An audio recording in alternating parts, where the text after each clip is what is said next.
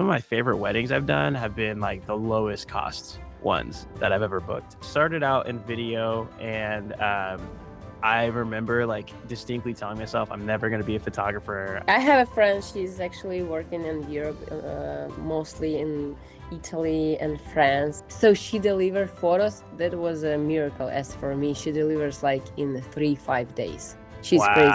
She's hard worker. Maybe there is something that you want to say about wedding that will help, let's say, brides. The thing I tell every single couple I talk to on the phone, whether they book me or not, is that my one rule for you, there are no rules. I honestly don't do anything special. I just exist. We have met more than 100 other billionaires with whom he doing his podcast.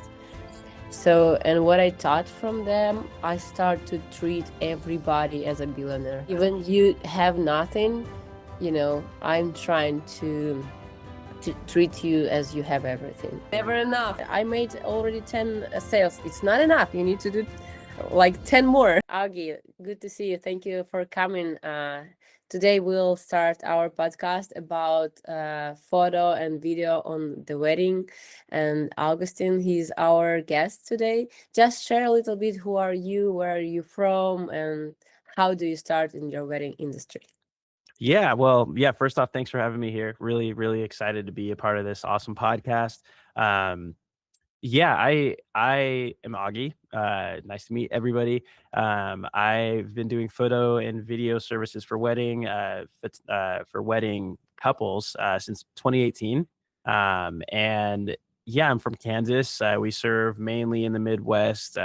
Kansas, Missouri, Colorado.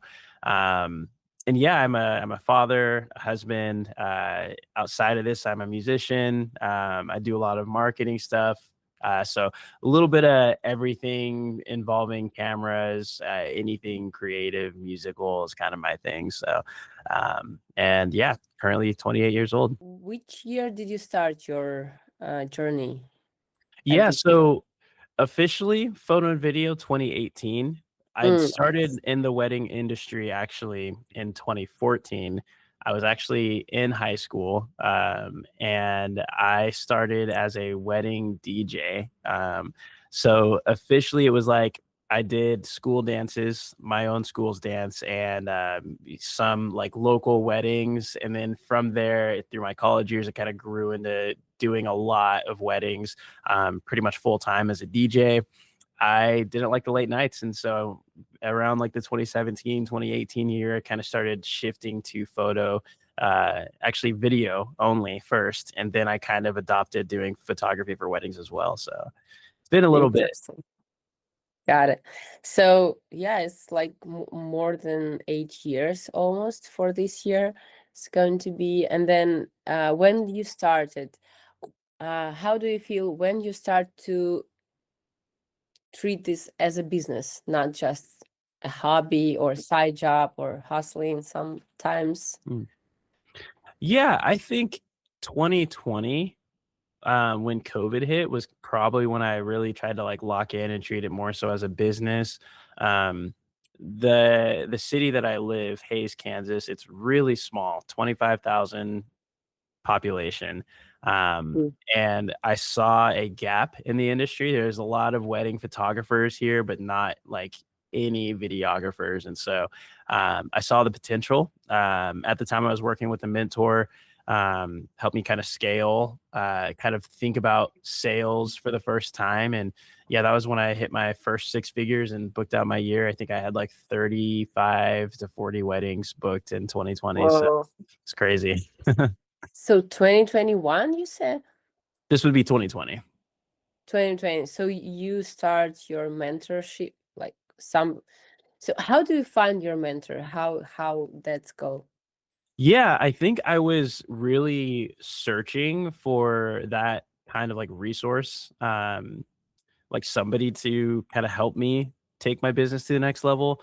There were some like local friends that kind of helped me get set up with like Honeybook and stuff. Way back when, I think in like 2019, is when I first got my like CRM set up for everything.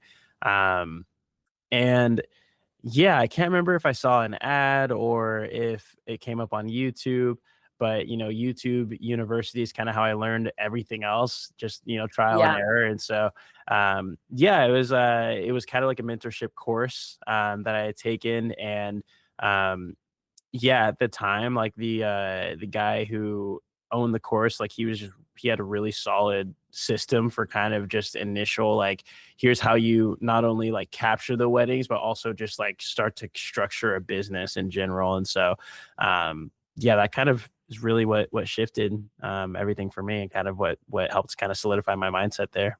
What is more important for you as a photographer, your style or your professionalism, or like why brides choose you? It's all the above, depending on the perspective, right? So if I'm thinking my perspective outside, or I guess inside out, what is more important to me is like my work, because that's Mhm. like what keeps me passionate. That kind of drives my creativity and like creates a better output for everyone else, right? My couples get a better end product, a better experience when I'm stoked about my work and, the creative process behind that. From the outside in perspective, the most important thing to me is experience. Like, I fully value like connecting with the couples, making sure they feel comfortable, and just giving them an amazing experience on their wedding day, beforehand and afterwards. I will say it's not 100% of the time. Like, I'm not able to give the best experience all the time as much as I want to. But I feel like it's always a learning experience. My business grows. I have to grow my systems as well to kind of support that. But yeah, overall, it kind of depends on which perspective, but I say both are equally important at different times to me, if that makes sense. So we are from we were started in Europe. We were doing this for 9 years there, and this is our third year here. But actually, this is our like second year when we are doing just for us, Mm, no associate photography and videography, because when we came here, it was like feeling that you just need to start from scratch, even you are professional and you know how to do that, but it's just like different world. I don't know how to describe that, but it really feels like you just newborn. So yeah. yeah, and back there and back here, the people who are working in the industry, they are so um the same, Mm, same character, same, just other people, other faces, but everything you see how it was there. And it's not easy to find somebody who is really open to work with a small budget and a high budget, and I'm really impressed that this works better here, mm, and it works for you as well. So yeah, it's interesting because back there it was unpopular to work in a small budgets, and you just need to treat yourself and be more luxury and everything, blah blah blah. So how do you explain it for yourself that you like it more, or why do you decide to do this that way?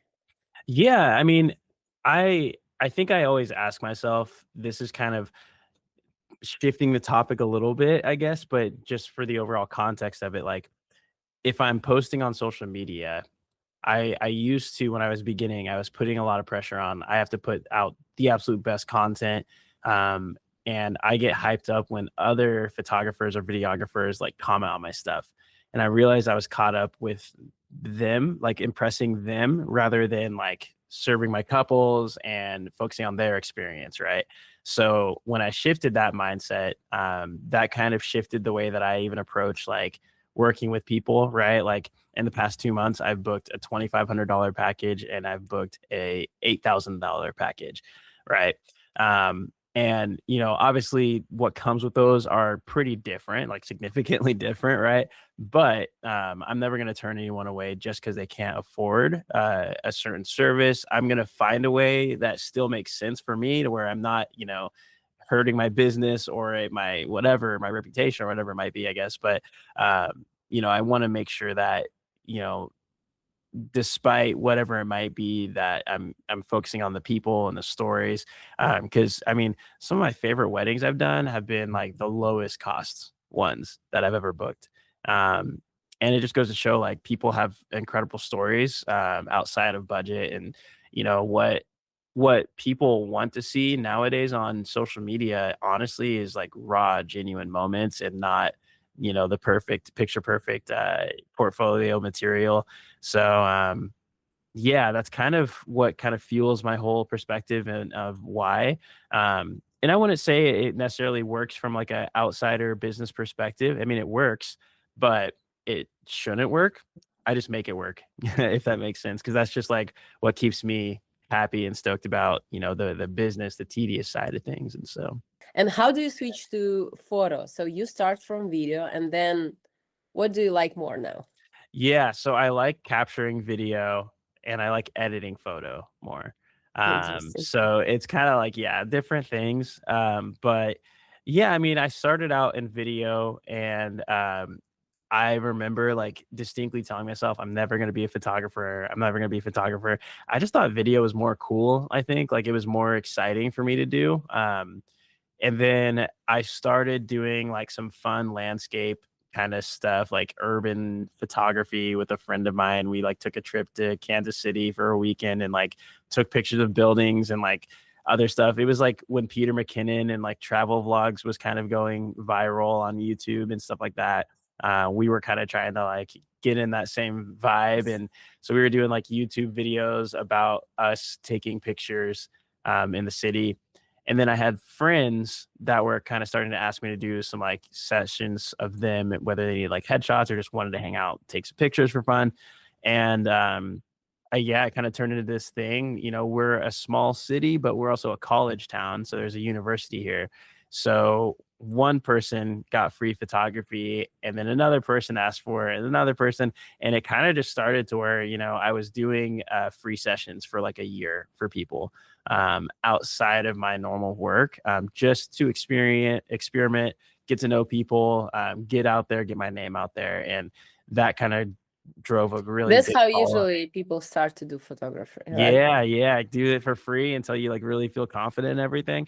And yeah, like that's kind of what started it. And I didn't really ever want to do it for weddings, but I think I got a little bit uh I guess you could say burnt out on just video. And so I started really offering photo as well, and that kind of kept things fresh for me. And so yeah, it's been really fun. That's interesting. So here, as I see, people treats video as a luxury. So if you have photo, it's usually enough, but video is like a little luxury thing.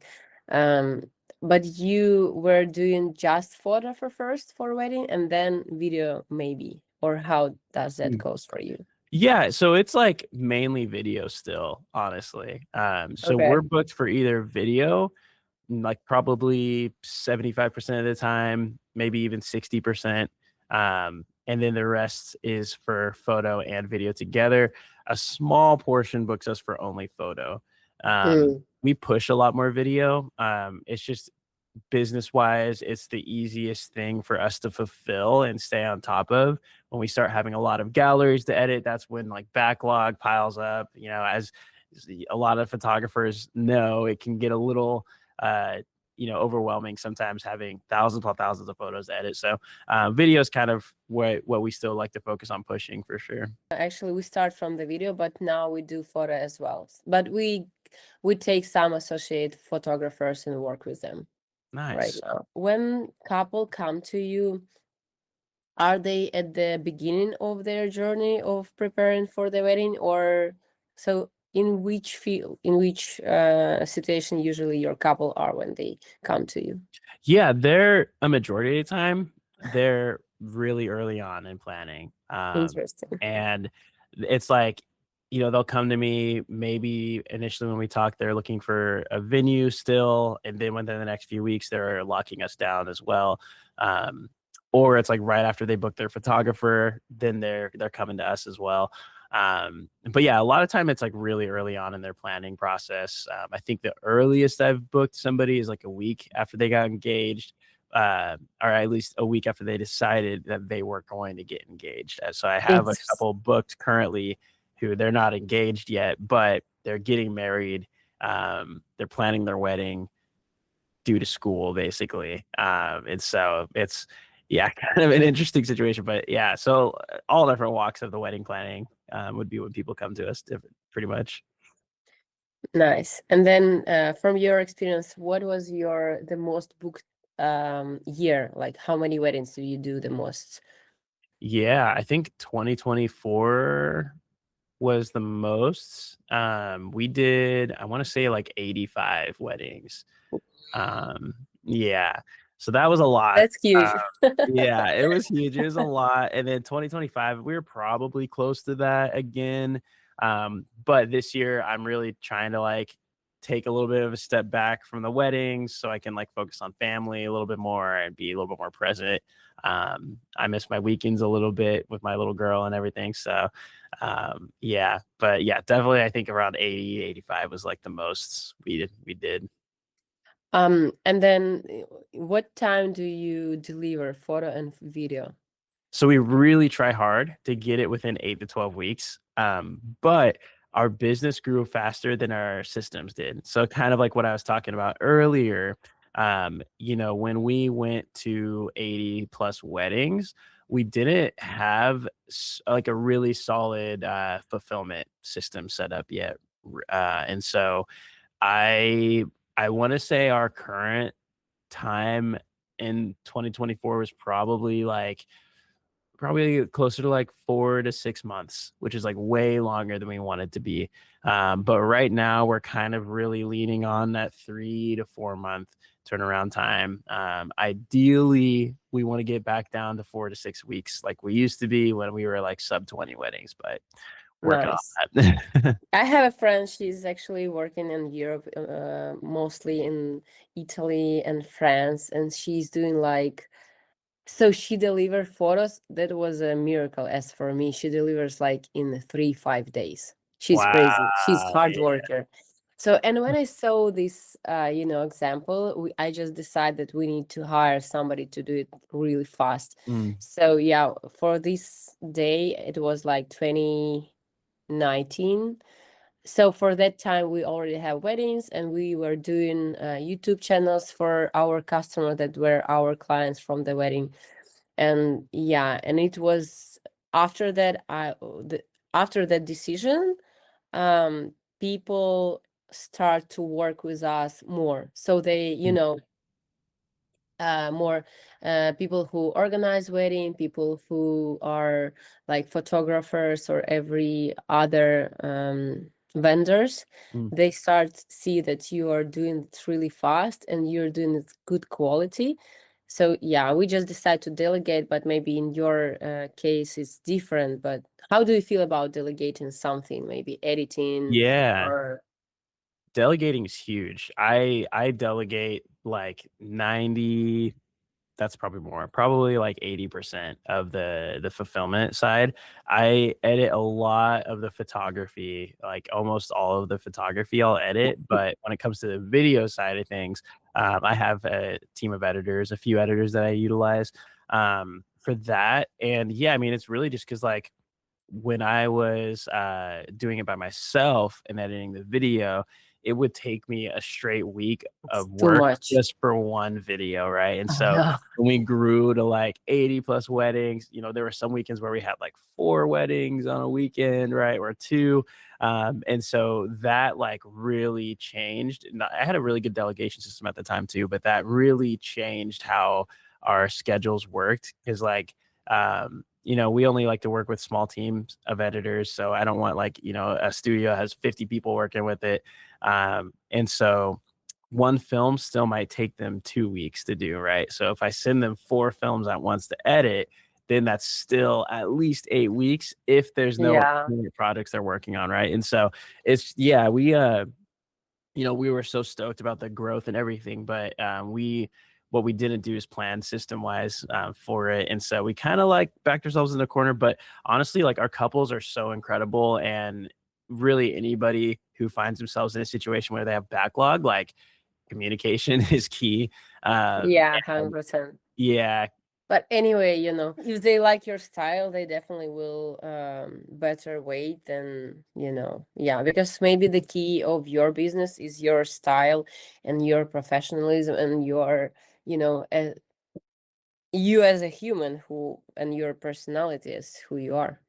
Yeah, yeah, and like couples, they don't want you to rush their stuff, right? Because they did invest a lot of money into it, and so yeah, if you communicate with them, yeah, I mean, and obviously they booked you for a reason, they trust you. A lot of times they're just really, really, you know, they're Yeah, cool with it, right? And so, yeah, 100%. Maybe there is something that you want to say about wedding that will help, let's say, brides.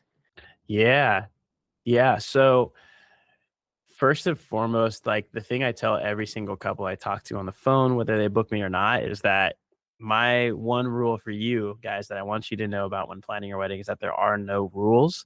Like truly do something that is you. Don't do something just because other people do it, just because you see that happen, or because you have a family member who wants you to do it.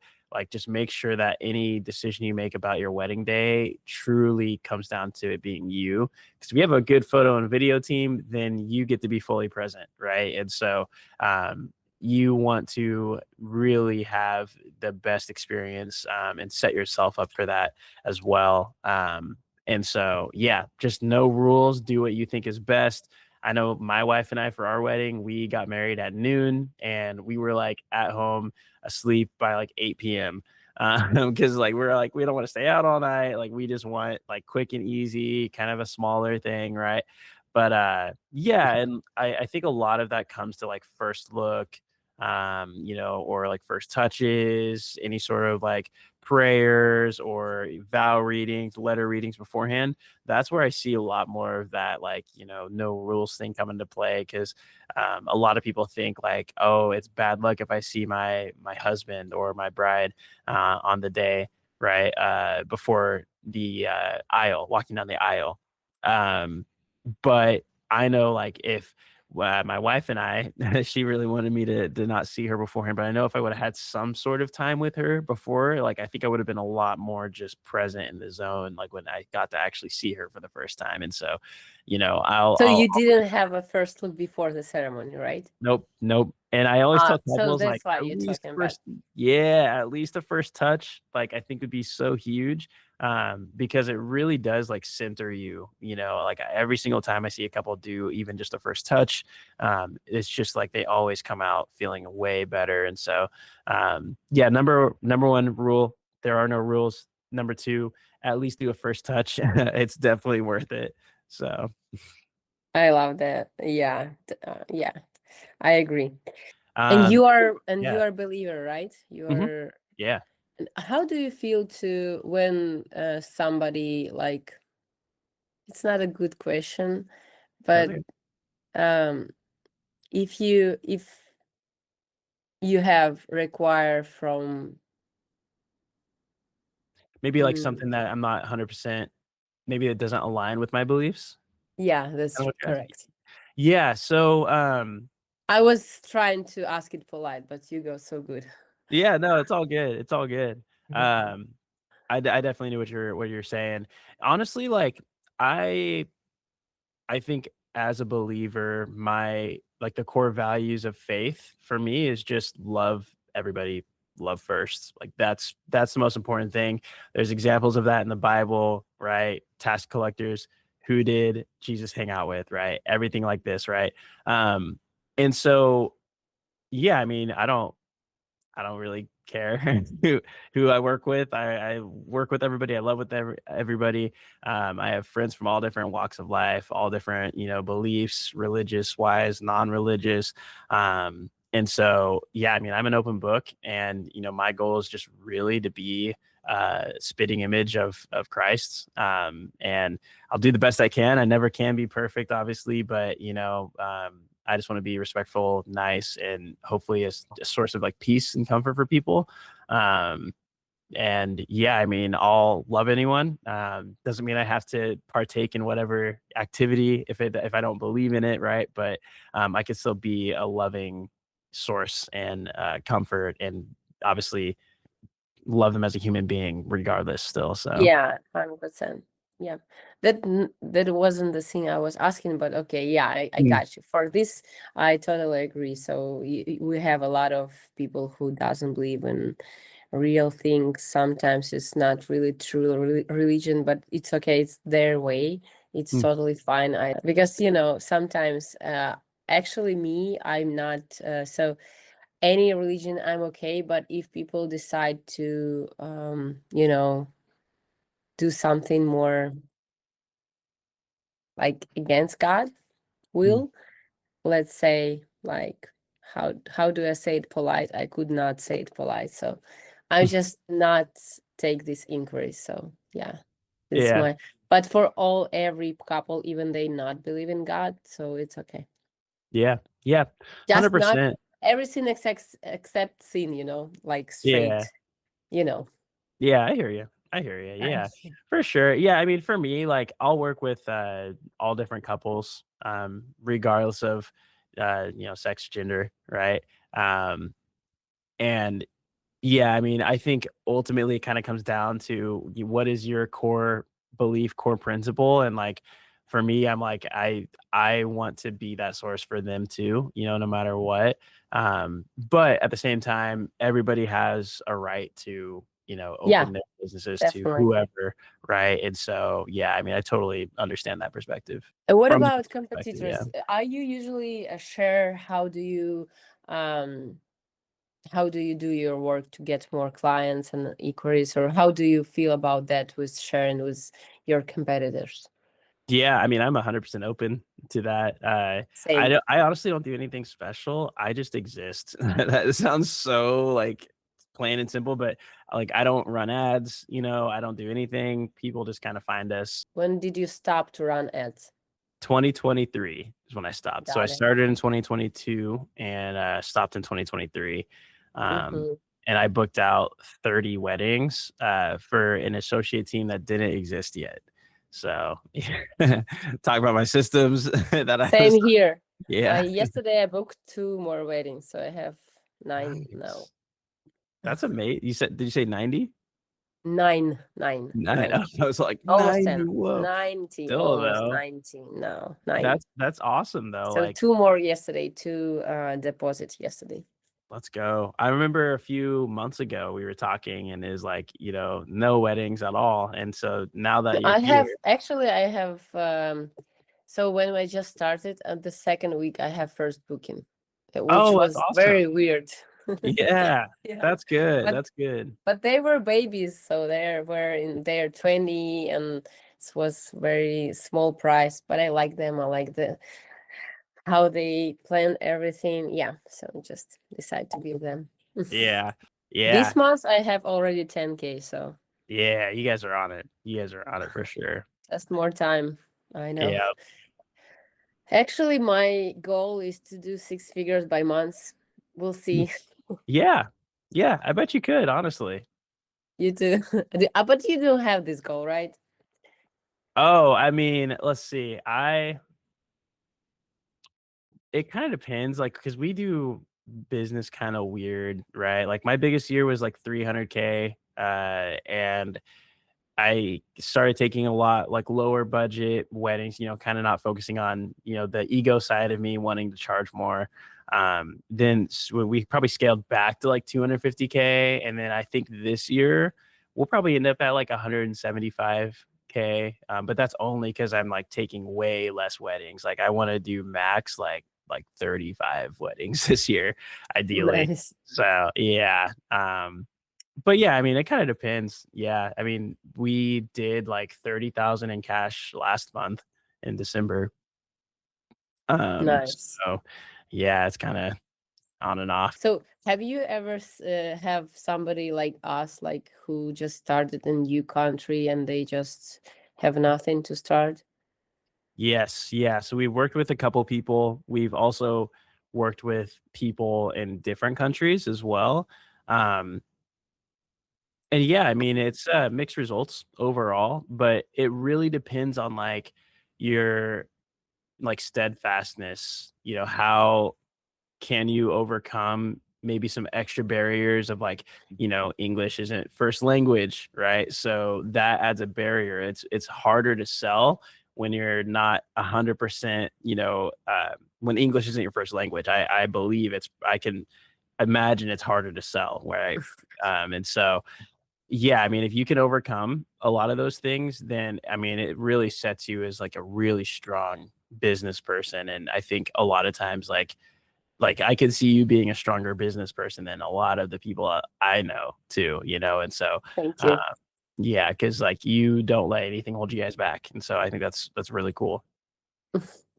Yeah, when I start to sometimes when people share their problems, I just realize that it's not even a problem. Mm. It's just life.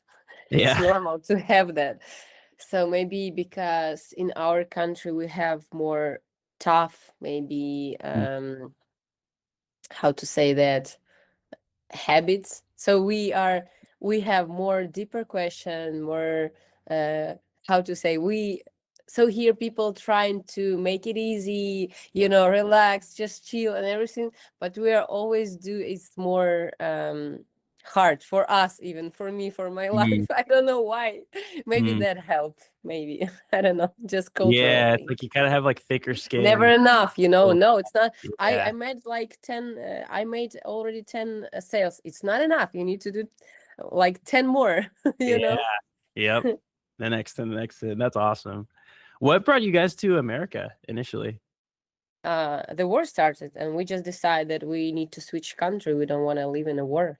Mm, We have like actually everyday bombing till now. mm, And it's really hard. So sometimes it doesn't have a lighting for 3 5 days, minus 70 degree by Celsius. So it's like we need to count like 40-ish wow. Fahrenheit. Yeah, so it's really hard. So when the war started, I just have this understanding. I don't know. I hope God lead us as I see through my life. And I was like, we were praying and we just decided we need to switch a country. Even Sasha was first 2 months, he was saying that maybe he will go to the military. I was like, no, we're not. Mm. We're going.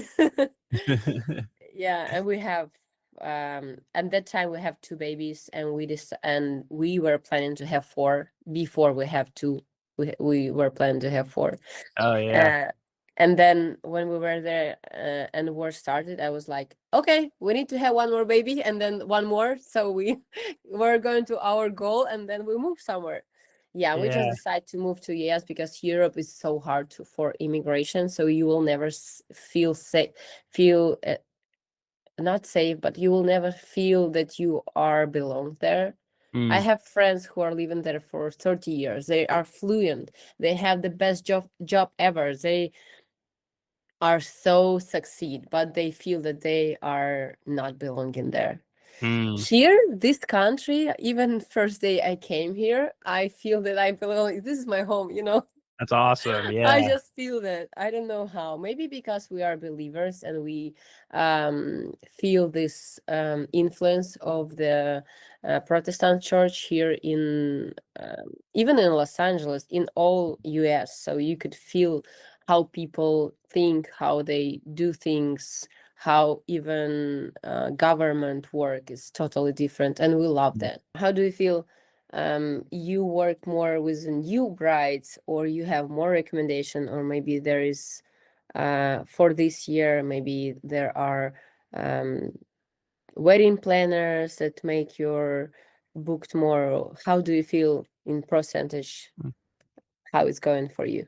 Yeah. Well, I feel a lot of like what couples say when they come to me is they just value the genuine side, the down to earth attitude. And, I want that to also be how couples view us when they're not even, talking to me yet. They go to my website, they see our work on Instagram. Like that's kind of what I want them to see. And so I try to be approachable from anybody. So a lot of times it's just brides directly from all different price points. They're inquiring on my website.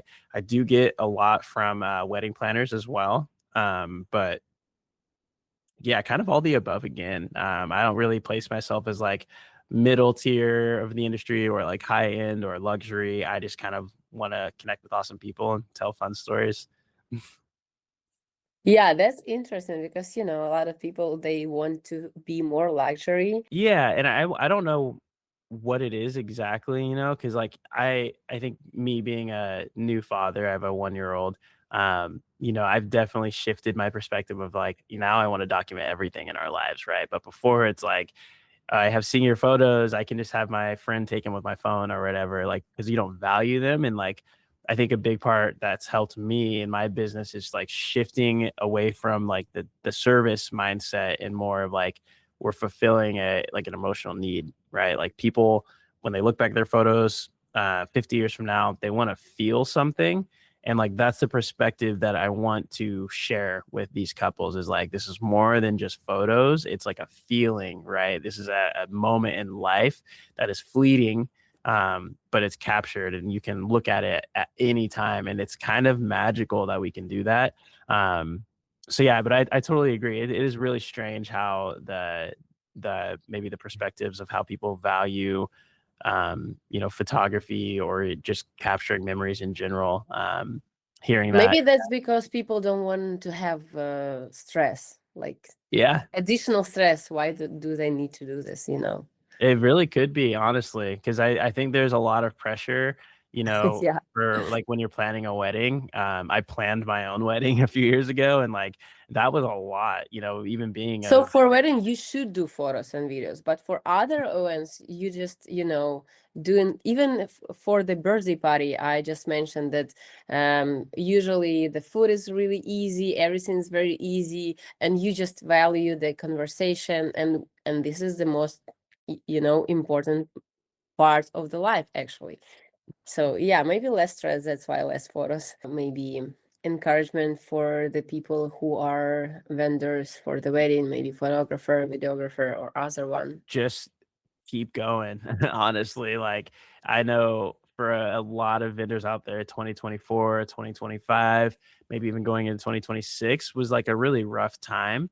You know, we saw the industry kind of shift back to what it was like pre-COVID. So everybody that spent a lot of time building their businesses during COVID, you know, during COVID demand and everything like that, they saw a big dip. And you know, just in the connections I have, I saw this kind of all throughout the US, all throughout different, you know, parts of the industry. So yeah, my biggest encouragement is just to keep going, and don't give up because like your business is valuable and it is a part of you. And you know, despite what may be happening with bookings or backlog or whatever it might be, it's going to get better. It's more so just a matter of time and the attention you give to it. So yeah, don't give up. Keep going, and you know, keep the main thing the main thing, which is just giving couples an awesome experience. I love that. That was huge, as you love to say. Yeah, Okay. definitely, Yeah. definitely. Okay, I think it's gonna be amazing for the couples to see this video. Maybe anything that you want to say about how to choose the best fit for them while they are looking for a photographer and videographer. Mm. I know you have your rule because there is no rules, but anything that you could recommend. Yeah, I mean, it's funny. This is another thing I tell a lot of my couples is like, you know, think about like outside of the work, right? Outside of, you know, pricing, outside of what comes with the packages, like think about just the personality of the people that you have there and like the experience Because that you you will have spent with them all your day. exactly. You spend all day with them, and like when you look back at the, you know, incredible photos, the incredible video, like what you're gonna remember is the experience, the feeling you had while you took those pictures. So if you're stressed out or, you know, you see photographer or videographer always right up in your face, or they're always in the way. Like, you're just gonna get that feeling when you look back at your photos, right? Regardless of how good they are or whatever, right? So yeah, get to know the person that you think is a good fit for you. Know their personality, know how they work on a wedding day, how they work with other vendors, and just make sure like the experience is like, hey, I could see this person being a part of my wedding party, right? If they got a cool vibe, they would fit with my wedding party. They, fit with us, obviously. I think that'd be a good fit for them to go with. Whether, and I tell my couples that, whether it's me or somebody else, like genuinely, like that's really, really important. And I just want you guys to be, better off than you were when you came to me initially. And so, yeah. Yeah, 100% true.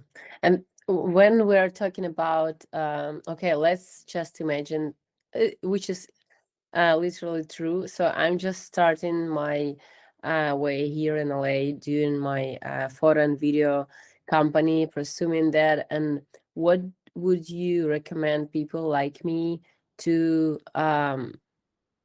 how do I work with maybe any tips for how to collaborate with other vendors or something that could help? Yeah, yeah. Biggest tip for me is like social media. Number one is just like get to know people out there. That's the easiest way to network just because you have so many like potential connection opportunities there. Other than that, like look for events going on. There's a lot of photographers and videographers that run boutique, like really small studios. Maybe it's even just one person thing, but they'll put on like marketing events for other, where they team up and maybe have like styled shoots. Maybe they'll do like little workshops. Like supporting other people in those is huge. Being a part of like vendor communities. Like there's one near us called Vow ICT, which is like Wichita, Kansas. It's officially the biggest city in Kansas. Whopping, I think like 400 to 600,000 people or something like that. But they have a vendor group called Vow ICT. Even though I live a few hours away from Wichita, like I'm pretty involved with that. And What so is a community? It's like a wedding community or Mhm. something, or just community? Okay, got it. Yeah, so And it's like how yeah. to find them? Like, do you just Google it or?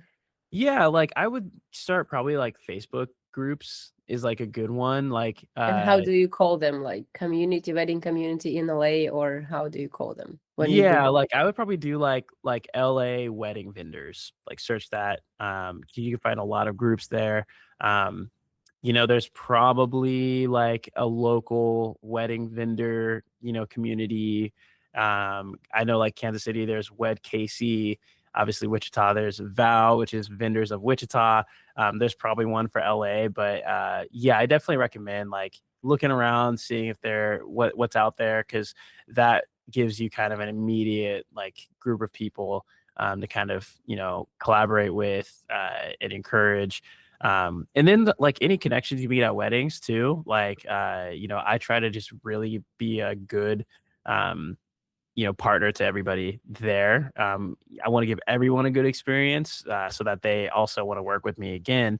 And so I'll, get everyone's Instagrams there. If I'm just shooting video and I don't know the photographer, I'll get their Instagram, right? And I'm connecting with them, tagging them and stuff, and giving free content to them and whatnot too. And so that's what I would recommend is like, get plugged in with the vendor communities, Mhm. utilize social media to network with people. I'm sure there's 1,000 people named like Los Angeles wedding photographer or videographer, right, on Instagram. So like searching that up, Facebook groups, all those things really, really help for sure. Nice. And then, have you ever do like your, I don't know, BTS or backstage video? How do you work or something that helps you maybe to people know you better?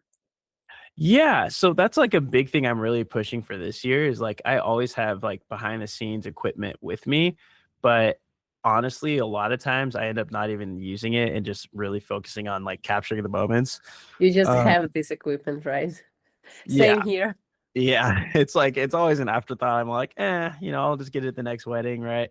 Um, but yeah, I mean, it kind of depends. I did recently a wedding in Mexico, and I took it upon myself to do photo and video for it, and at the same time by myself. So I have a picture.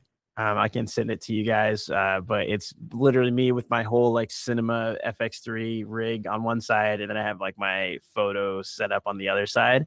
Um, and yeah, I mean, we have the trailer film and the sneak peek photos out, and like I'm really stoked at how they turned out. But I had bought like a 360 camera to shoot all the BTS, and like I think I took like 3 videos the whole time. And like, yeah, I was busy, you know, obviously like doing both at the same time. But yeah, it's like usually I try to do the Ray-Bans glasses or something I can mount to my camera to capture it, or my phone. Um, but yeah, my social media manager, she wants a lot more BTS, so that's going to be a big push for this year for sure. How many members of team do you have for now? Yeah, so I have 2 like virtual assistants. My admins, they do a lot Mhm. of my like day-to-day business stuff, which is like, you know, organization. I have crazy ADHD, so like anything on spreadsheets or anything like that is like terrible for me. So they handle all that. And then I have a couple editors, like 2 editors. They're not full time with me. They're just people that I contract. And then I have a another contracted social media manager. And then outside of that, when it comes to like associates, consistent associates, I have about 10 to 15 total photographer, videographers. So Nice. And what was maybe have you have maybe day when you have more than 3 or 5 wedding per day? What was the most yeah, the most I think is 4 weddings that we've ever done. And that was in one October. day? Yep. Yep. And I told myself I will Massive. never do more than 3. Never do more than 3. And honestly, like the logistics of the day, that's not the hard thing. It's just the turnaround, honestly. Mm-hmm. Because it's like we love serving couples. We hate saying no, but at the same time, like there are times where that's gotten the best of us, and we end up, you know, taking way longer to turn things around because we have so much input of content and photos.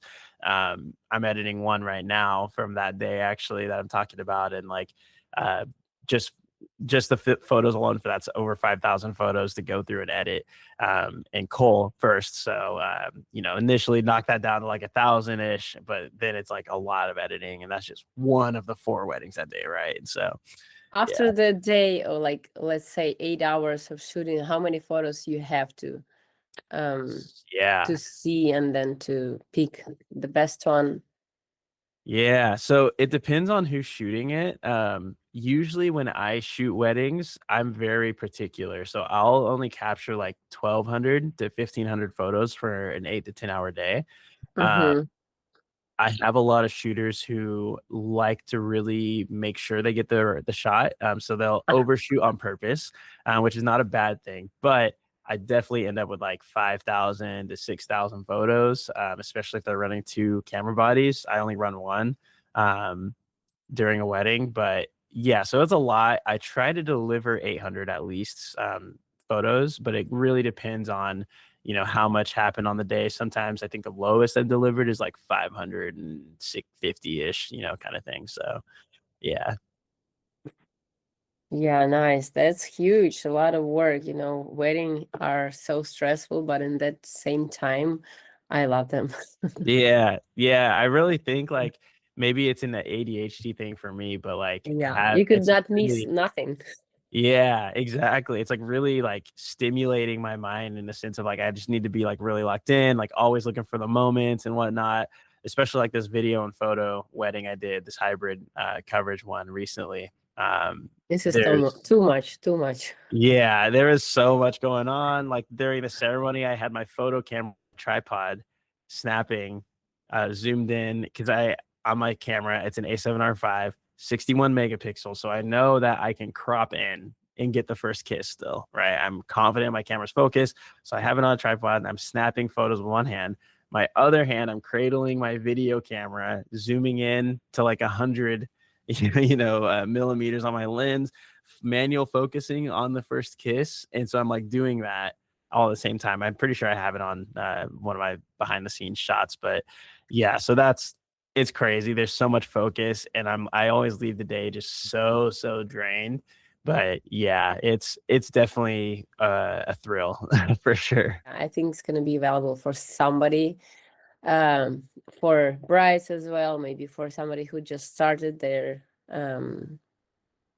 journey in this field.